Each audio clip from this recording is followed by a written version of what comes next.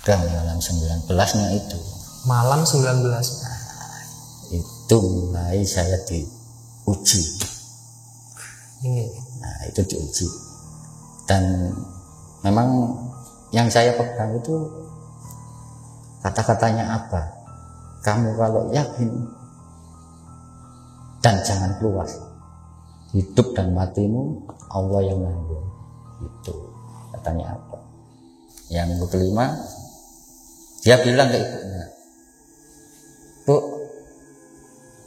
Om Neng itu, Om 9 itu bisa nggak nyembuhin saya? Begitu saya terapi, dikembalikan lagi. Nah, akhirnya dia masuk. Ayo keluarin aku. Jadi dia nantang. Iya, ayo keluarin aku. Kamu kalau bisa keluarin aku. Tak coba lagi ya. Itu dia ditempelin sebanyak 30 jin.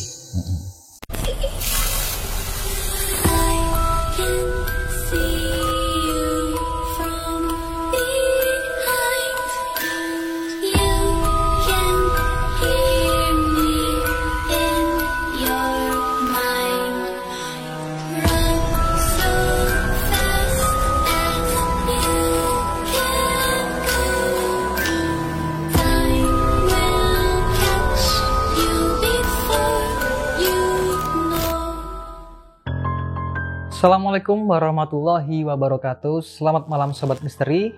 Kembali lagi bersama saya Rico di Mismis, ngobrolin kisah misteri. Jangan lupa buat kalian semua buat dukung channel kami dengan cara subscribe, like, share, dan komen, biar kita lebih semangat untuk bikin video yang kalian nikmati di rumah. Oke, kali ini kita kedatangan tamu nih, narasumber, di mana beliau berprofesi sebagai ahli kesehatan terapi listrik. Nah, ini seru banget nih, karena beliau ini punya pengalaman di saat beliau belajar di Jawa Barat saat itu. Pembelajarannya dia tuh banyak kejadian mistis yang hampir bikin beliau ini putus asa untuk belajar terapi tersebut. Oke, langsung aja kita ketemu dengan narasumber di Mismis.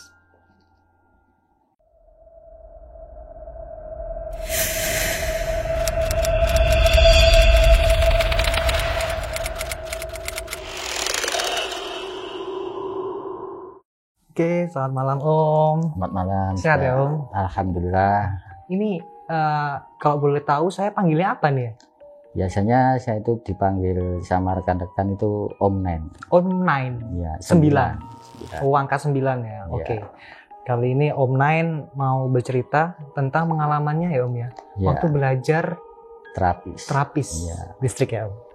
Monggo langsung aja diceritain. Ya, begini, awal mulanya itu saya setelah PHK-an dari pabrik, itu saya pergi ke rumah orang tua saya. Mungkin suaranya agak dikerasin dikit Om. Sama istri saya, terus sama anak saya 2. Nah, waktu itu pergi ke Jawa Barat. Setelah itu sampai di rumah, setelah beberapa hari itu ada keponakannya bapak datang ke situ. Datanglah pada waktu itu bapak saya itu merasa sakit. Badannya itu merasa sakit semua. Nah, pada waktu itu setelah dirasakan sakit itu, apa bertanya, kenapa Pak D gitu.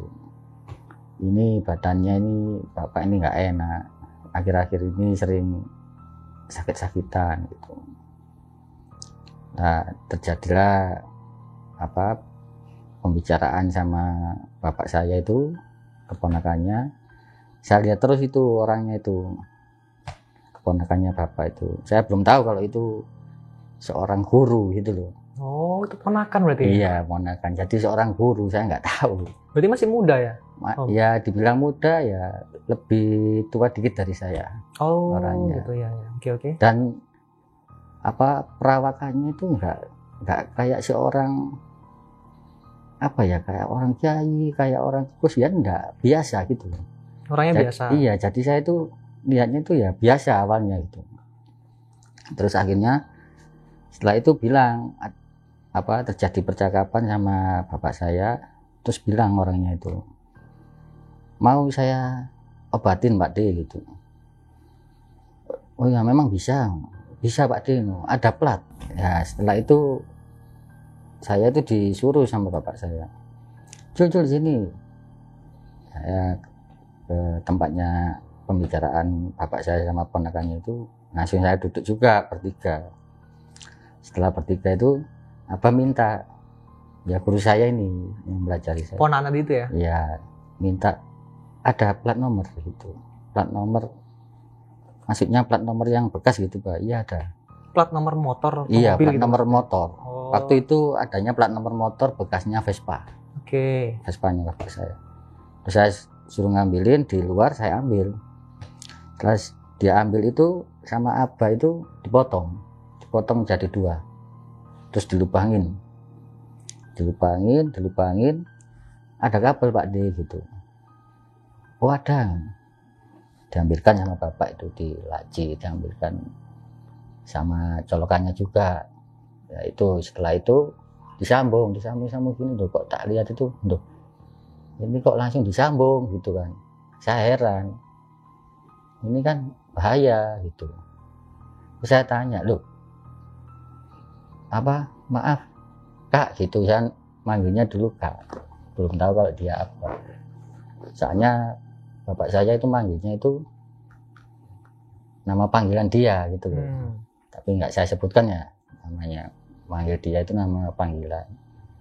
Setelah itu baru dicoba dicolokinnya itu alat itu tadi loh, plat itu tadi dicolokin ke listrik. Nah setelah dicolokin ke listrik, diinjak dikasihkan bapak saya satunya si apa itu tadi. Oh berarti ada 2 plat tadi itu ya? Ya, satunya untuk bapak, satunya untuk. Setelah diobatin bapak saya tuh kok enak rasanya gitu. Terus saya gini, saya kan main logika, Pak itu kalau Kak itu kalau diinjak dua-duanya enggak apa-apa gitu.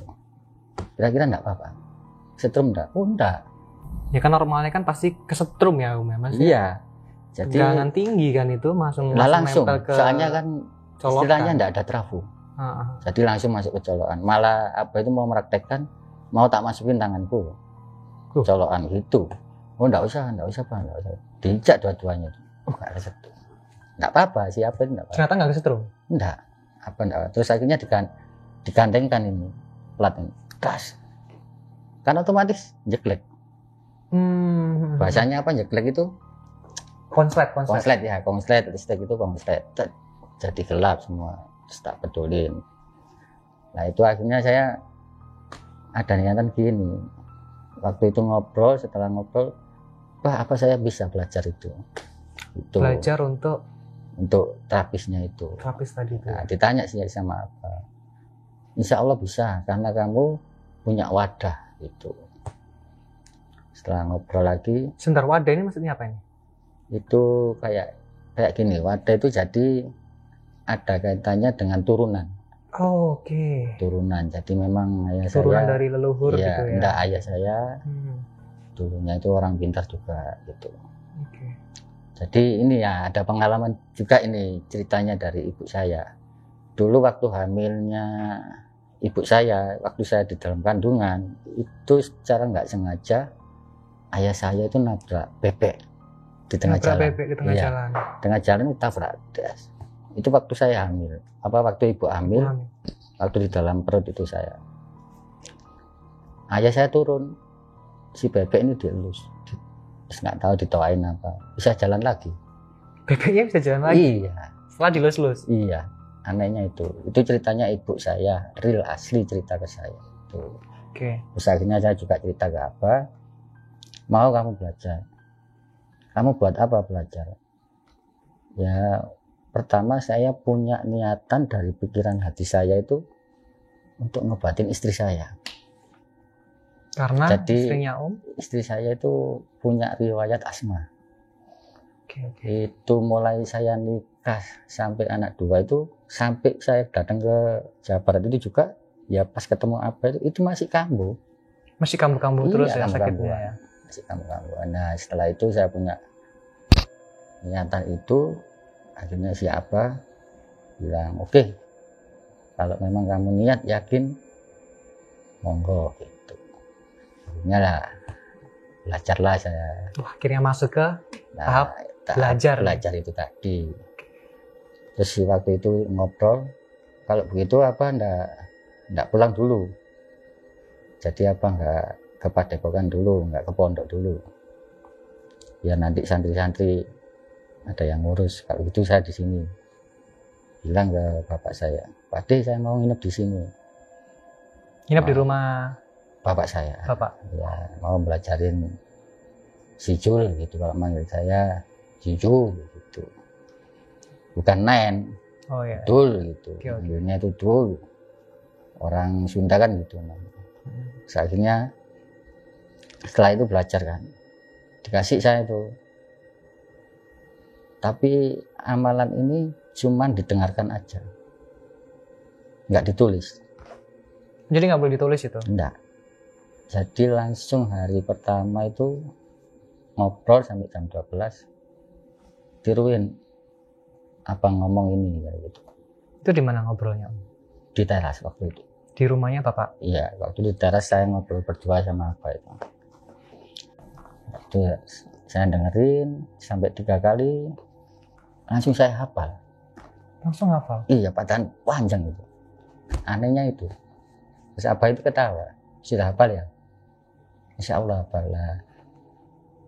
Kamu nanti setelah menjalani amalan ini, setiap dapat 100 kali zikir, kamu berdoa itu tadi, itu sampai 1000 kali. Sampai 1000 kali? Nah, akhirnya pembicaraan dilanjut lagi, ada puasanya juga katanya itu, 40 hari ditambah 1 kelahiranmu, jadi 41 hari. 41 hari. Ya. Nah, disitulah mulai terjadi keanehan-keanehan. Nah, oke. Iya. Seru nih kayaknya nih. Lanjut Om. Nah, ini masuk ke hari pertama nih di sini nih. Atau gimana? Hari pertama gini. Besoknya kan ya. Oh, itu ya. Dicari kan weton saya itu, kelahiran saya itu seumpama 41 hari ya. Weton saya seumpama hari Rabu gitu ya, hari Rabu. Itu mundur sampai ketemunya tanggalnya berapa, pas besoknya, langsung besoknya. Wah, agak ribet juga ya cari tanggalnya ini ya. Iya, kok anehnya pas besoknya langsung jadi langsung begitu, langsung saya agak kaget kan, ini ketemunya besok, siap enggak kamu gitu. Besok banget ya? Besok banget. Hari jadi, ini ngobrol besok banget? Iya, jadi pas jam 3 itu mau subuh itu ngobrol-ngobrol nggak terasa kan, jadi langsung puasa aja sekarang gitu. Waktu talqin saya puasa, sudah sahur itu, setelah sahur langsung buka. Habis buka saya disuruh masuk ke pertama itu masuk ke ruangannya bapak saya, itu ruangan khusus, jadi kamarnya itu di belakang. Kamarnya di ujung? Ya, di ujung belakang sendiri, dan gelap tanpa ada penerangan. Jadi kalau memang masuk di situ itu, kalau enggak orang dari turunannya, istilahnya turunannya orang gitu ya, kayak darah biru atau orang itu berbuat jelek mau masuk ke situ, itu nggak bakalan bisa. Itu masuknya jam berapa kira-kira? Jam 12. Jam 12 malam? Iya, jam 12 malam. Oke, masuk ke ruangan. Akhirnya berlanjut jam 12 malam. Malam pertama saya pikir aman-aman aja. Aman-aman aja. Jadi hati tenang. Waktu itu tenang dikit. Sampai sahur lagi. Masuk hari ke-7. Oh, sama 7 hari itu aman berarti? Aman. Hari ke-7 nih sekarang? Oke. Akhirnya ke 2 minggunya kan, 14 hari. Lah 14 hari itu mulai muncul keanehan. Pertama masuk 14 hari kan malamnya, jadi 15 hari kan. Itu muncul sinar. pertama sinar itu dari atas, itu kayak terbang. Saya tahu kalau itu sinar karena di dalam kamar itu ada cahaya, padahal nggak ada lampu sama sekali, nggak ada lampu, jadi gelap. Seumpama kita masuk sudah ditutup pintunya ya nggak kelihatan, jadi ngeraba-ngeraba gini. Orang keluar aja ngeraba-ngeraba saya, itu dari terang. Jadi di ruangan itu cuma ada Saya aja, nggak ada barang-barang lain, nggak ada? nggak ada sama sekali. Cuma kata si apa itu bilang di pojok ada pintu, tapi tak lihat nggak ada pintu. Pintu selain pintu masuk ke Iya, ruangan itu ya? tidak, nggak ada lagi, cuman pintu gitu. Terus saya akhirnya berpikir, oh mungkin pintu gaib gitu ya.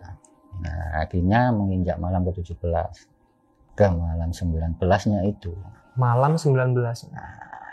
Itu mulai saya diuji. Ini. Nah, itu diuji. Dan memang yang saya pegang itu kata-katanya apa? Kamu kalau yakin dan jangan keluar. Hidup dan matimu Allah yang nanggung. Gitu katanya apa. Tapi namanya orang belum pernah belajar gitu ya. Baru pertama saya itu. Tapi dengan keyakinan saya. Dan saya tinggalkan istri saya lah istilahnya. Istri saya itu sampai nangis. Saya niat apa belajar ini untuk kebahagiaan juga. Jadi izinkan aku. Jadi ya sebelum masuk memang saya harus apa? Pamit istri ya? Iya pamit istri, orang tua juga itu pamit. Ini malam 19 itu mulai muncul aneh. Itu pertama terdengar suara kayak orang jalan. Tapi sangat besar. Itu muncul jam berapa kira-kira? Aduh waktu jamnya enggak tahu. Wong itu Setengah gelap. malam itu ya, di atas jam Iya. 12 Pokoknya pasti ya? saya itu dengar itu kalau waktunya subuh mau sahur itu sudah ada terdengar suara masjid loh. Oke. Nah, kiroat namanya kiroat, terus takim itu baru saya keluar. Berarti kan mau subuh itu saya sahur. Start masuknya setiap jam 12 malam? Jam jalan? 12 malam. Oh oke. Ya terjadilah itu ada suara blum blum blum gitu. Merinding ini, bulu kuduk ini. Suara kaki? Iya, bulu kuduk ini merinding, wus gitu. Siapa ini? Itu tak kirain kan apa orang mau masuk nggak tahu bapak. Tapi saya nengok gini kan ya nggak kelihatan, gelap itu. Soalnya. Lihat pintu ya nggak kelihatan. Terus ada suara bilang gini, mandeko. Bahasa Jawa, padahal itu Jawa Barat. Mandeko, lek gak mandek kon tak emplok, jare ngono. Berhenti, kalau nggak berhenti kamu kalau tak nggak makan. berhenti tak makan. Saya diem aja. Itu ada sosoknya nggak itu?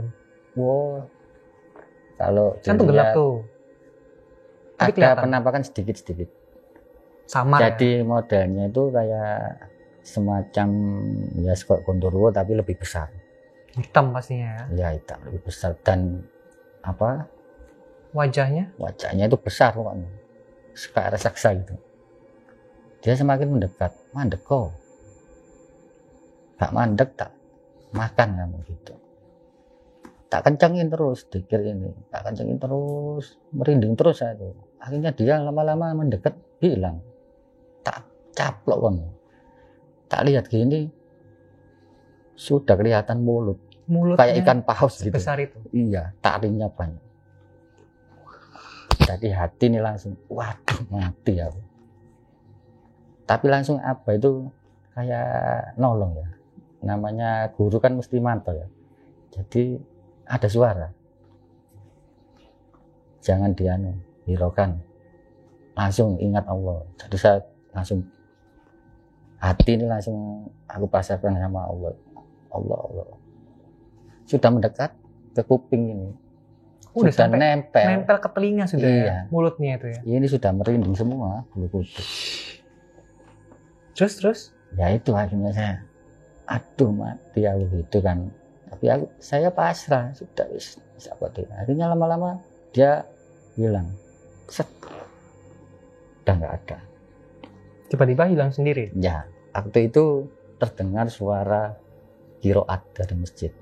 Oh. Jadi hilang dia. Terus lah setelah itu malam ganjil lagi. Malam ganjil setelah Nah. malam ke-19, Malam ganjil lagi. malam ganjil 23. sekitar Nah, malam 23 ya, malam ke-23 nih. Puasa malam ke-23 di Iya. ruangan itu. Di ruangan itu muncullah apa? Ini lain lagi, beda lagi. Sosok lagi nih. Sosok lagi, tinggi besar, ada bulunya, tangannya itu. Waktu itu saya masih dikir. Itu masuk tangannya itu. Jadi kan saya dikir gini. Bersila itu dikir. Oke. Itu tangannya masuk di sini. Oh, di antara itu ya, tangan itu ya. Iya, masuk sini. Lah nyenggol kaki saya. Paha. Ini set. Tapi tangannya ini bawa emas. Bawa emas banyak. Emas batangan. Enggak, ada kayak cincin. Oh, gelang. perhiasan. Iya, perhiasan. Tapi emas. Saya lihat sendiri, padahal gelap loh itu. Tapi kayak ada cahaya. Oke. Saya lihat sendiri. Saking kagetnya kan masih gini. Saya tampil tasbih. Pakai tasbih. Langsung dia nganin tangannya. Nah, begitu saya tampil, sudah kan terdengar apa suara tarkim lagi itu, kiroat itu. Saya keluar. Abah masih di situ. Dia apa bilang, ngapain kamu tampil, bodoh amat kamu, cari gitu. Kata Abah, kamu dikasih malah dibuang. Oh, seharusnya itu dia mau ngasih. Itu harusnya mau ngasih, tapi saya kan nggak mau kak gitu-gitu. Barangkali kan itu juga ujian dunia. Oke, kan, nah, masuk akal dunia sih. kan ya dunia. Saya mikir logikanya Mungkin gitu. ujian. Itu sudah dikasih kamu, ambil aja, jangan kamu tampil. Loh, kok tahu apa kalau saya nampil pakai tas bebatan di dalam apa di luar? Padahal apa di luar ya, Om, Iya. dalam ruangan ya. Akhirnya kalau dia memang niat ngasih, jangan bikin kaget saya. Kan logikanya gitu. Bilang aja ini kamu saya kasih, semua cara gaibnya gitu ya. Ini saya nempel gini. Besar Cuma tangan aja. Ya kaget saya. Respect kan? Kayak tasbih langsung ditariknya tangan kita. Nah, ini malam ke-27. Setelah malam ke-27 itu ada sinar aja. Sinar itu mengelilingi. Namanya apa? Sinar, cuman sinar putih. Sinar aja. Iya, sinar aja. Cuma Oke, putih semakin terang. Jadi saya itu waktu dikit tuh kelihatan ya kayak gini nih, terang-terang. Padahal nggak ada lampu tuh. Jadi Nggak ada jendela juga nggak ada. nggak ada. Bener Gelap. tembok muter Jadi gitu. pintunya itu kan gini, pintu terus di belakang pintu itu ada apa namanya selambu ya. Selambu itu hitam. Jadi gelap. Oke. Kan tambah gelap. Itu padang kayak gini, terang-terang. Saya heran, ini cahaya masuk dari mana? Tapi ini muter terus, kelihatan ya itu muter. Terus tak biarin, selama dia nggak ganggu tak biarin. Nah setelah itu keluar saya sahur kan, makan. Istri saya nyiapin, terus saya ngobrol lagi sama apa. Saya tanya apa itu apa? Apa sinarnya? Nggak apa-apa, terusin aja. Oh nggak ganggu gitu. Nah setelah itu ini yang malam 29, ini yang puncaknya. Malam 29. Ya malam 29 itu muncullah seorang sosok kakek-kakek. Dan anehnya kakek-kakek ini, Agak keras suaranya, Om. Mohon maaf. kakek-kakek ini mirip bapak saya. Wajahnya mirip Bapak bapaknya, Om. saya ya. Boleh ini ada Pertama gini, saya enggak? sampai nangis. Gambarannya itu ada nggak nanti, Om? Mungkin bisa ditampilin nanti di Kayak apa kita? gambarannya kayak Sunan Kalijaga. Jadi ada apa jenggotnya gitu, pakai baju Jawa itu. Baju Jawa. Ada pakai- fotonya nggak? Ada udeng. Ada kira-kira nanti. Nanti kalau mungkin ada bisa dikasih ke kita ya. Ya, Kita nanti tampilin. tampilin. Oke, Itu oke. lukisan. Lukisan. Real, persis apa yang aku lihat. Oke. Jadi lu datang dari belakang. Ya yang namanya pintu tadi. Yang dibilang apa itu? Pintu. Di belakang itu ada. Ternyata ada pintu. Iya. Dan itu tembok semua. Itu goib berarti. Iya, pintu goib. Oke. Muncul itu tadi kakek itu. Assalamualaikum. Baunya itu harum kamar itu tadi. Kan saya masih zikir. Otomatis kalau ada salam, kita salam kan? Ya saya salam. Waalaikumsalam. Saya nggak berani lihat itu. Cuman agak ngelirik-ngelirik sedikit itu. Wajahnya hampir mirip kayak bapak saya. Terus mirip gitu. Oke. Saya lirik-lirik. Sudah. Kamu waktunya pulang. Cuman bilang gitu. Waktunya pulang. Saya langsung bilang. Iya kayak nanti setelah ini selesai, insya Allah saya pulang. Jangan lama-lama ya di sini. Karena di sini nih resikonya tinggi. Oh bilang gitu ya? Iya, resikonya tinggi. Iya kayak insya Allah setelah selesai saya pulang. Jadi kayaknya dia itu mantau itu ngelindungi. Jadi selama ini juga ada pelindung lah gitu. Nah, waktu yang sakralnya lagi malam. Setelah ketemu kakek-kakek itu, setelah keluar dari ruangan, nggak sempet tanya sama Abah itu siapa atau gimana? Saya tanya. Sempet tanya ke Abahnya? Saya tanya, wajahnya mirip bapak. Ya itu Eyang, katanya bapak itu. Apa? Eyang. Iya, bilangnya Eyang namanya. Oke. Kalau orang Jawa Barat kan manggil leluhur itu Eyang. Oke. Ya setelah itu bapak bilang, wajahnya kayak siapa? Ya kayak bapak persis. Bapak cuma senyum. Lah yang sakral lagi nih, malam ke-41. Malam ke-41. Ya. Oke. Ini sangat sakral. Jadi waktu ke malam 41 terakhir itu ya, saya diserang. Boleh agak kerasan om, kita kayak bisik-bisik gitu. Iya, diserang kita itu. Itu diserangnya. Saya itu diserang. Oh omnya diserang. 41 terakhir itu saya diserang. Yang tadi itu, yang malam ke berapa itu muncul itu sosok besar tinggi itu, muncul juga dia. Muncul lagi dia? Iya, muncul lagi. Terus dia bilang, aku langsung ngomong mandek kok, kon gak ngereken dari, tak kei tak kon, ilmu sing iso ndadekno awakmu sugih. Ngomong kon. Yang artinya? Ya jadi gini, kamu berhenti saja, jangan gini. Tak kasih ilmu yang bisa menjadikan kamu kaya. Diiming-imingi kekayaan.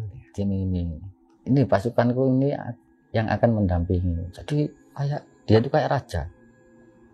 Terus pinggirnya sosok yang tadi itu berubah kayak jadi raja gitu. Sudah nggak besar lagi. Tapi banyak pasukannya.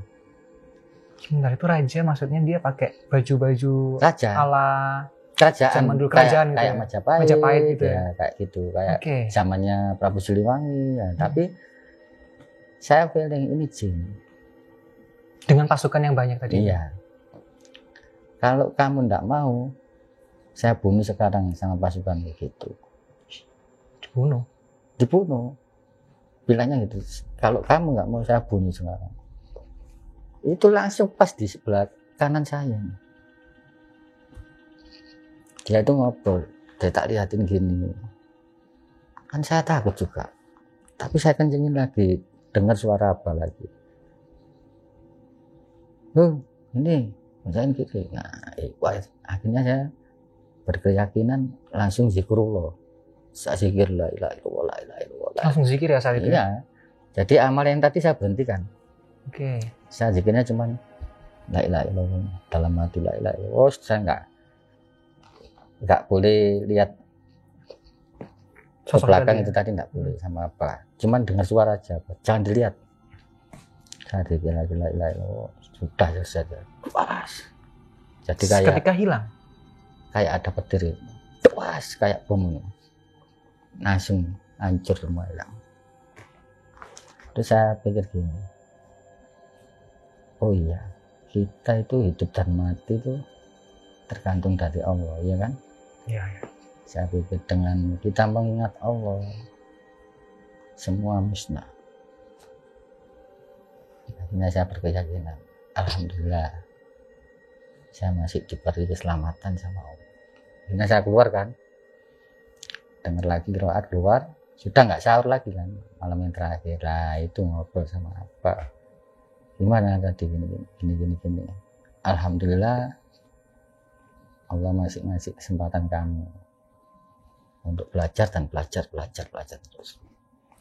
Ini masih ada tahapan lagi katanya apa? Belum selesai. Belajar saya belum selesai. 41 hari belum selesai itu. Oh, masih belum selesai. Nah, itu setelah itu saya mulai belajar ya terapinya itu ya. Akhirnya saya suruh nginjak hari pertama itu. Hari pertama saya suruh nginjak, saya ragu. Takut. Takut kesetrum. Iya, sudah dicolokkan gini. Saya takut, ini nanti kesetrum gimana? Kamu nggak yakin? Dimarahin saya. Dimarahin sama apa? Ini saya yakin. Setelah kamu injak, bilang 0 gitu. Nah, itu saya injak dua-duanya. Tapi ya gemeter ini pertamanya kaki ini gini-gini. Akhirnya saya injak dua-duanya, wah terasa nih. Terus saya langsung dalam hati 0. Nggak terasa. Kayak aliran listriknya naik kan? Iya, naik. Saya bilang 0, hilang. Oh, jadi Om bisa ngontrol ya? Lah, kayak jadi, itulah modelnya kayak gitu. Oke. Terus apa bilang, semua makhluk hidup yang ada di dunia, yang ada di bumi ini bisa dikendalikan dengan atas izin Allah. Gitu. Angin pun bisa, air pun bisa. Kalau kamu sudah menyatu sama alam, itu masih ada tahapannya lagi. Nah, setelah itu selesai ya, saya belajar, saya pulang nih ya. Nah, pulang akhirnya saya disuruh pulang kan sama Pak. Sudah pulang aja kamu, sudah bisa cariin titik-titiknya gini-gini. Nah, waktu itu yang saya obatin pertama istri saya. Itu pulang ke kota asal nih? Ya, balik lagi saya ke Jawa, balik lagi. Saya ngobatin, memang dari awal saya intinya harus bisa menyembuhkan istri saya. Tujuan utamanya tuh? Ya, tadi belajar itu ya. Saya terapi terus dia tuh, saraf-sarafnya normal semua, enggak ada gangguan. Cuman dari belakang aja ini, asmanya kan di ini. Jadi setiap saya terapi, dia itu ngerasa ada getaran di tengah-tengah sini. Di dadanya ini? Ya, sampai dia keluar lendir. Setiap saya terapi keluar lendir. Wah.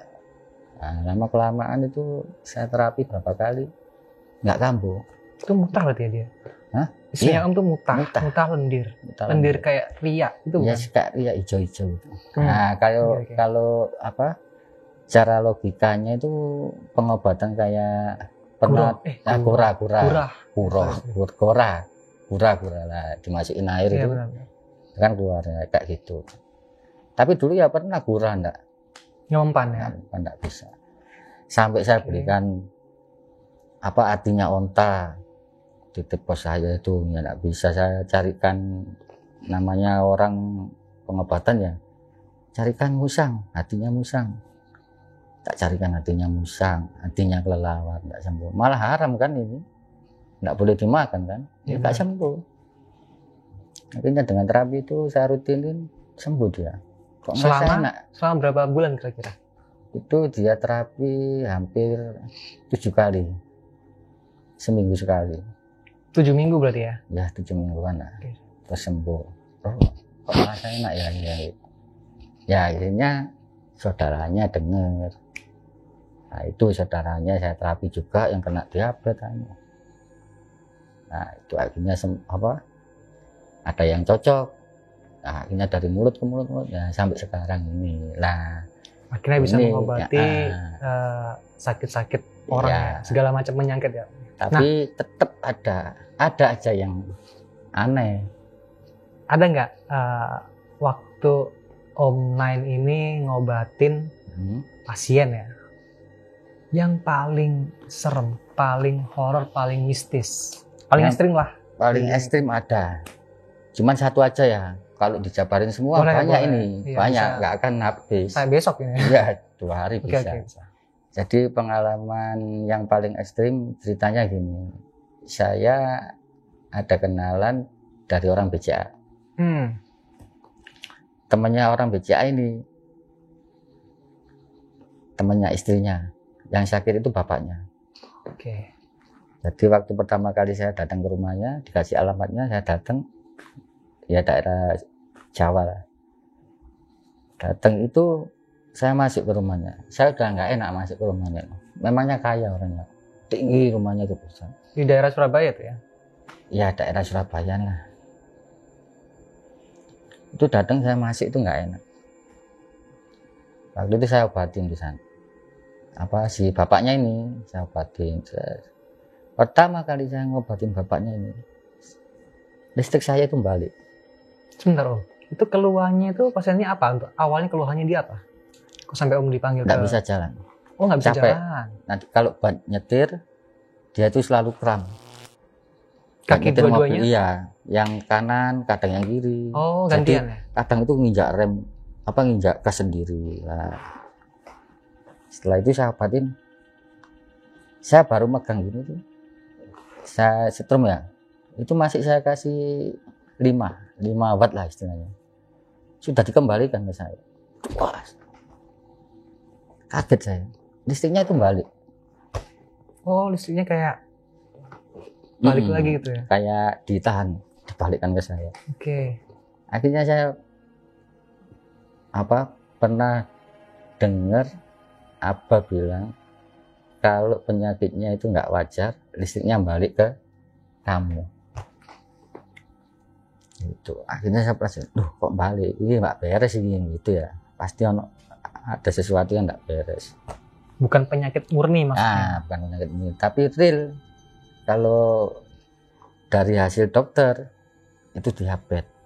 Diabetes. Ya, karena saraf-sarafnya udah ada penyumbatan. Katanya si dokter sih gitu. Nah, setelah saya obatin dapat 3 mingguan lah, 1 minggu sekali. Si anaknya ini datang pulang dari main. Anaknya bapak itu ya? Iya, pulang dari main. Sini lihatnya saya. Karena dia memang sudah nggak wajar. Sini.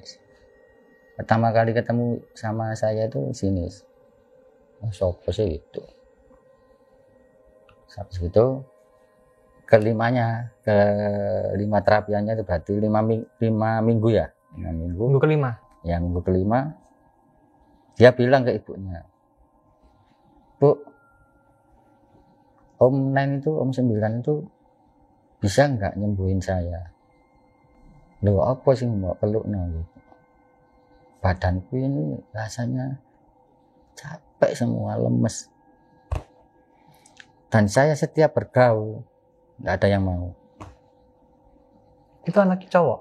Cewek. Oh, cewek. Teman kuliah deketin dia, menghindar. Baru kenalan menghindar. Oke. Jadi kayak ditutup gitu. Nah, itu apanya? Ya nanti tak tanyakan. Ditelepon saya sama orang tua.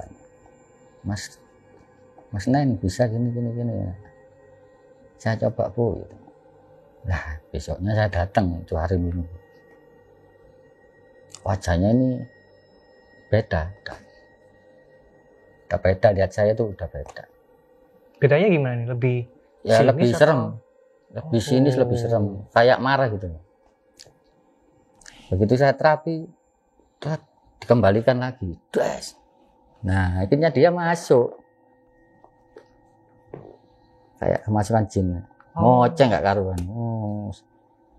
Bahasa Jawaan pertama. Oh, setelah itu ya, setelah tangan pegang? Iya, saya setrum itu langsung seketika. Langsung dia gini.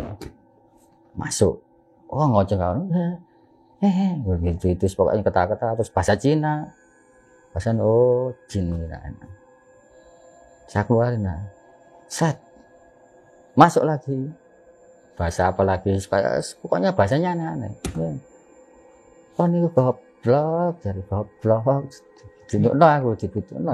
Sama jinnya itu ditunjukno. Bodoh kamu itu, gak kira bisa jadi. Ayo keluarin aku. Jadi dia jinnya nantang. Iya, ayo keluarin aku gitu.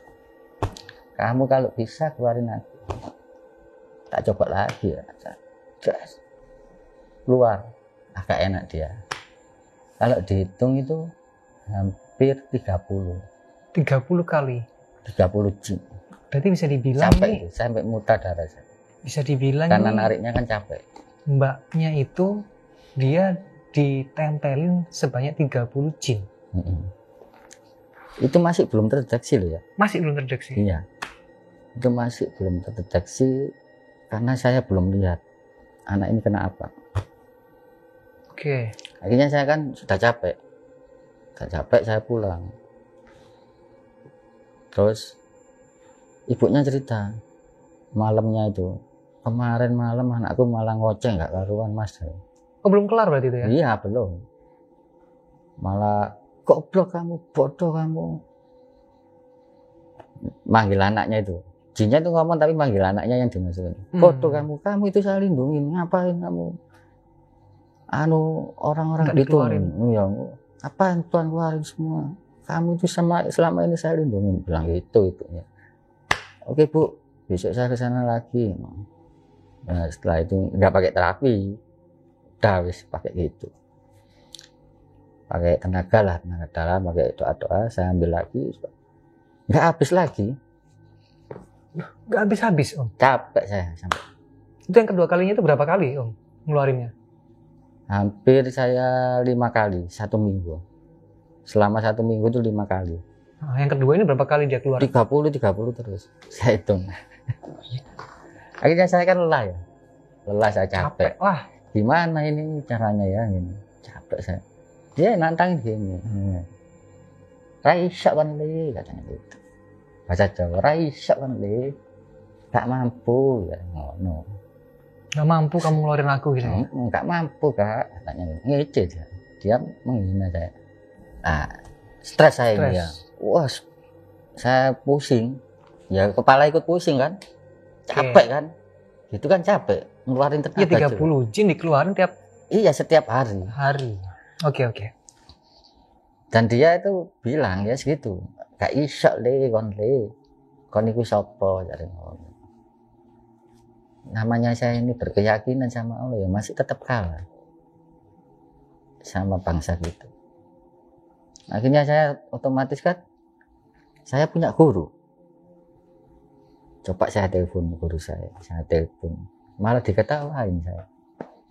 Diketawain sama gurunya itu? Iya, sama si Abed. Ngapain kamu telepon saya? Jadi malam-malam kamu di rumah ini ya. Tahu si Abed. Langsung tahu posisi Om di mana saat itu? Iya. Di rumah ini ada ininya gini. Kamu sama anak cewek kan nggak bakal bisa kamu. Coba tunjukin apa? Saya VC kan akhirnya. Saya ganti VC itu. Saya tunjukin ke si cewek tadi. Ceweknya gini-gini. Saya tunjukin HP VC-nya apa. Apa cuma diem aja di gambarnya itu diem aja. Langsung si apa bilang, bawa sini. Jangan sampai terlambat. 1 minggu sudah jadi tumbal.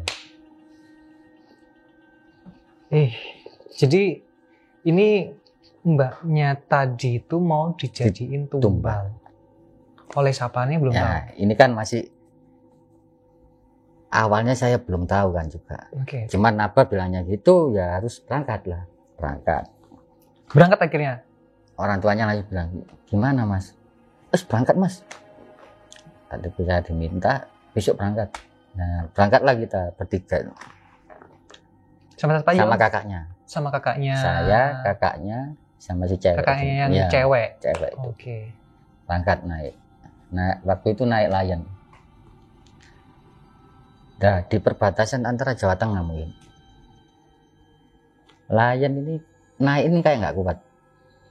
Padahal nggak ada cuaca ya, nggak ada cuaca buruk. Cuacanya normal, cerah, ya? Tapi gini, kayak nggak kuat. Terus dia tuh, nah kalau kakinya gini nih udah mulai.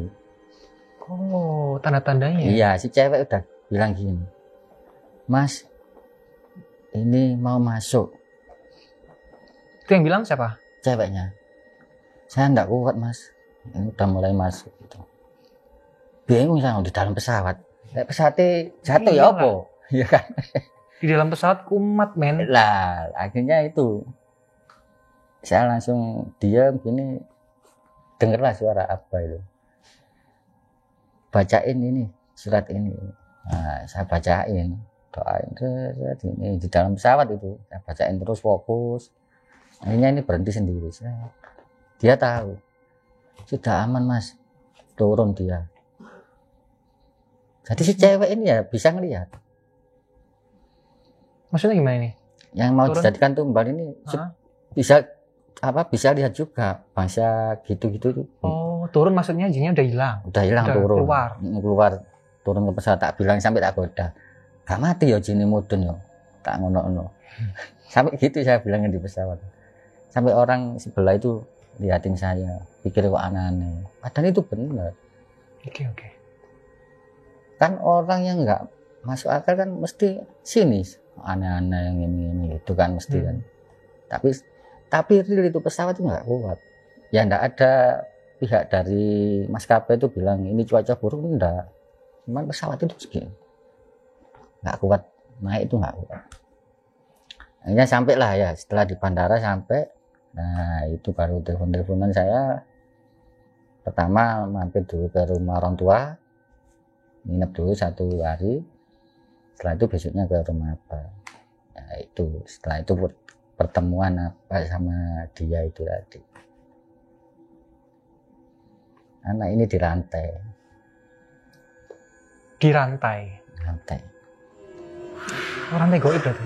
Ya, setiap mata rantai ada 100 jin. Setiap mata rantai ada 100 jin. Langsung saya gini, capek deh. Makanya saya tiap hari 30 enggak selesai kok. Tawa siapa? Tiap hari ngeluarin 30 sih nggak bisa selesai karena ya, setiap mata rantai kan 100 banyak. jin. Rantai kan banyak, melingkar gitu. Jadi setiap rantainya itu sobat misteri, satu rantainya itu ada 100 jin. 100 jin katanya siapa? Dan itu ngelilit seluruh tubuh. Seluruh tubuh sampai otak. Oke. Nah akhirnya kamu dirantai mau dijadikan tumbal. Si apa itu cerita semua. Ini semua terjadi gara-gara orang tuamu. Ceritalah apa itu kejadian. Orang tuamu itu memakai pesugihan. Tapi yang dipakai pesugihannya derajat. Derajat itu gimana? Naik pangkat. Kan pegawai negeri dia. Oh, oke. Naik pangkat. Nah, setelah itu si bapaknya ini lupa, nggak pernah ke orang pintar itu loh. Istilahnya ya ngasih lah. Namanya dukun kan. Kalau lupa kan marah. Oh, jadi dia kedukun ya? Iya, kedukun. Pesugihan kan namanya pesugihan kan dukun. Oke. Apalagi masa kiai pesugihan ya enggak ya. Kiai nyuruh kerja sama ibadah. Nah, setelah itu baru si abang cerita gini. Nanti masalah itu nanti aja kalau ketemu orang tua. Yang penting kamu sembuh dulu. Proses penyembuhan. Bawa ke atas, ke ruang atas ya itu diruqyah ya. Begitu diruqyah dibacain, dia sudah mulai tangannya itu mulai gini. Itu di ruangan? Di ruangan. Jadi ruangannya yang di atas untuk ruqyah. Nah, mulailah dia. Oh, kayak berontak. Fokus katanya apa gitu. Saya video ini ya, anaknya ini saya video di samping ini saya video. Untuk saya tunjukkan ke orang tuanya. Biar orang tuanya itu tahu kalau ini diruqyah kan nggak enak. Jauh-jauh ke sana kok kayaknya nggak ada buktinya itu loh. Saya videoin sama kakaknya itu. Kakaknya juga ya heran lihat adiknya.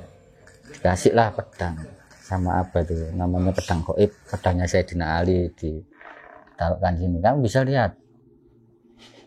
Katanya gitu. Ambil itu. Pedangnya Sayyidina Ali diambil. Hujamkan sampai dia kesakitan dia. Hujamkan terus. Hujamkan. Sakitan dia. Wah, mau muntah. Wah. Setelah terakhir sama apa itu suruh mutus rantainya itu. Nah, dengan pedang itu suruh ambil lagi, minta sama Allah, pedangnya Sayyidina Ali, minta lagi sama Allah. Jamkan, putus rantainya, putus, sudah selesai. Lemaskan dia. Itu sih masih belum selesai. Belum. Oke. Masih ada rintangan lagi. Tak kira sudah selesai kan, sudah putus kan. Siapa bilang gini, ini masih ada lagi, belum bersih. Jadi masih nginep di sini. Kira-kira ya 1 mingguan. Oh, jadi nginep di rumahnya si Abah ya, selama 1 minggu. Hampir 10 hari lah. Hampir 10 hari. 10 harian lah. Nah, yang terakhirnya itu. Sebentar, dari hari pertama sampai hari ke-10 itu sama kayak gitu terus atau gimana? Ada ya masih ruqyah terus. Ruqyahnya seperti itu ya, sama ya? Minum tekan hijau, di ruqyah lagi. Tapi sudah putus rantainya. Rantainya udah putus. Tapi ada satu iblis yang enggak mau keluar. Ini nih. Ngeyel lagi iblisnya. Iya, ngeyel, iblisnya ngeyel. Mau saya bawa karena dia gini, dia sudah perjanjian sama si dukun itu, sudah meneteskan darah. Hah? Sampai meneteskan darah? Iya, jadi anak ini dikontrol jarak jauh. Oke. Sama dukunnya ini dikontrol jarak jauh. Dia itu nggak inget kalau sudah pernah ke rumahnya dukunnya. Jadi juga tanpa sepengetahuan orang tuanya, anaknya sudah tertarik. Terus kalau apa yang nggak cerita sih, masalah yang lain disetubui ya kita nggak tahu. Bisa jadi ya? Ya bisa jadi, sudah meneteskan darah. Darahnya Mbak tadi ya? Setelah itu ini masih ada lagi. Nah setelah itu terakhir kan, terakhir puncaknya. Ini malam terakhir. Jadi saya mohon, kan bawa santrinya itu. Santrinya ya banyak, suruh ikut orang 7 itu. Saya ikut juga. Pergilah kita ke puncak. Puncak itu istilahnya pembersihan. Dilarung, dibersihkan. Itu di puncak apa itu? Itu kalau nggak salah di daerah Gunung Putri. Gunung Putri. Daerah Jawa Barat. Jawa Barat. Naik kita di sana. Berapa orang tuh?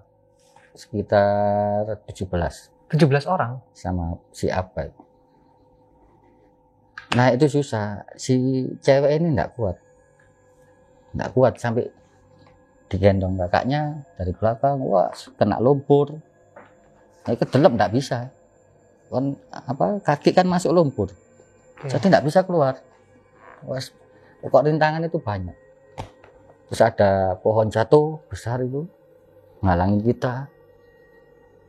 Pokoknya penuh dengan rintangan lah untuk ke puncak itu. Itu hutan ya di puncaknya itu. Iya, lewatin hutan itu ya. Pegunungan lah. Oke. Sampai ke puncak. Nah ini masuk lagi kayak ada ruangan gini. Tembok. Ruangan. Gua mungkin. Bukan. Enggak, tembok gini nih. Tembok tapi ada jendela segini dok. Untuk masuknya itu jadi susah gini. Oh itu rumah? Bukan rumah. Sebenarnya. Tembok. Di puncak? Di puncak cuman ada tembok satu gini dok. Ada tembok? Oke, terus? Masuknya ke situ lewat. Kalau lewat ke sini nggak bisa. Terus sebelum itu emang ada? Kalau lewat ke sini jurang. Tembok normal atau tembok goib itu? Antara normal goib saya nggak tahu. Oke. Begitu. Ya yang kedua. Yang nanti saya ceritain. Begitu saya masuk ke dalam sini, kan gini kan, kecil gini. Udah masuk semua, setelah masuk semua, nah itu langsung ketemu di tempat pemandian itu tadi. Oh di belakang. Nah itu tidak boleh di video, ya. Ada tempat pemandian. Nah itu tidak boleh di video sama apa. Minta tolong jangan di video, jangan di foto. Kalau nggak salah itu petilasannya Sunan Kalijaga. Petilasan Sunan Kalijaga. Kalijaga. Jadi air yang di bawah itu naik, yang di atas turun. Aneh itu. Real itu saya lihat sendiri. Bisa naik. Itu ada ceritanya memang. Dulu gini. Jadi airnya naik? Naik yang di bawah itu. Sampai ke tempat pemandiannya itu. Ini turun, yang di atas ya turun. Dinaik, ketemu. Oh. Itu aneh. Aneh Om. Ya. Oke. Saya lihat itu aneh. Cuma memang nggak boleh di video sama di foto. Itu memang ada sejarahnya. Petilasannya Sunan Kalijogo itu ceritanya kan gini. Dulu waktu itu tuh air yang di atas itu nggak keluar. Nah, kan ini untuk warga, untuk masyarakat. Mohon maaf Om. Tangannya nutupin wajah. Nah, itu nggak keluar yang di atas itu. Jadi kan nggak ada airnya. Yang air di bawah itu dipanggil sama Sunan Kalijogo. Ceritanya itu dulu gitu. Jadi naik. Oh, dan sampai sekarang akhirnya gini pertemuan air. Nah, itu akhirnya mandi di situ ya. Siap. Mandi di situ dibacain. Sudah dia mulai ngeram. Marah. Oh, saya bawa anak ini. Oh, tidak bisa. Yang berhak membawa hanya Allah, bukan hakmu. Enggak bisa bawa. Dia sudah perjanjian sama saya. Itu si iblisnya. Enggak bisa lagi. Wah, sengaja semua itu suruh dikir. Ya enak jadinya. Ya udah duduk silakan. Akhirnya bapak itu gini Pak, kasihan. Iya maaf. Bapak sekarang nanti tobat ya. Bapak mandi nanti jam 12 malam ikut saya. Siap apa enggak? Pertamanya ragu bapaknya. Saya nggak kuat kedinginan. Jangan bilang dingin di sana. Kalau bilang dingin kedinginan pasti dingin. Aneh memang sana airnya itu. Kalau kita bilang dingin pasti dingin. Nggak bilang hangat ya hangat. Nah, tergantung kita keyakinannya. Ya memang jam 12 malam ke atas kan kena angin. Otomatis dingin. Dingin kan. Tuh akhirnya berangkat. Si ibu nggak ikut. Berangkat ke Gunung Putri lagi? Ya naik lagi. Bapaknya terus sama anaknya, saya sama santri bapak gitu. Ada 17 lagi kalau ada. Nah, si bapak ini suruh berendam, suruh istighfar, suruh sholawat. Bapaknya ini nggak merasa kedinginan. Itu berendamnya beliau pakai baju atau enggak? Pakai celana pendek. Oke. Ya kalau bisa katanya apa diusahain bawa sarung, tapi waktu itu nggak bawa sarung jadi celana pendek. Jadi berendam. Setelah berendam ya nggak terasa apa-apa. Yang dirasakan apa Pak?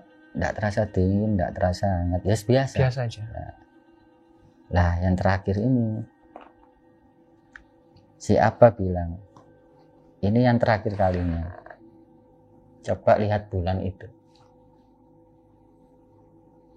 Apa yang bapak sama anaknya ini lihat bulan itu apa? Kelihatan apa? Dua-duanya ini lihat, saya juga ikut lihat. Saya tak ikut lihat sih ini.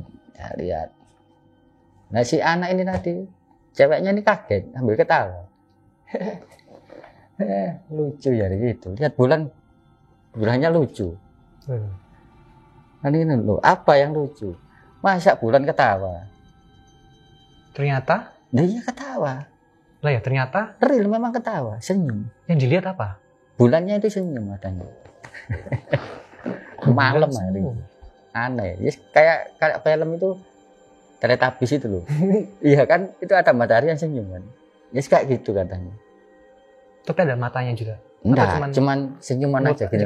Kayak apa, mulut aja senyum.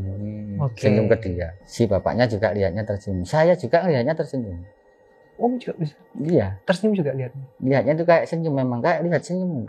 Sampai saya gini ya, mata saya ini saya buka gini. Terus saya buka lagi, senyum lagi. Saya nggak percaya, ini beneran apa enggak? Gitu. Nah, beneran apa enggak? Itu real alam. Katanya apa gini, kalau alam sudah menyatu, dia senang sama kamu. Jadi ilmu alam itu juga harus dipahami.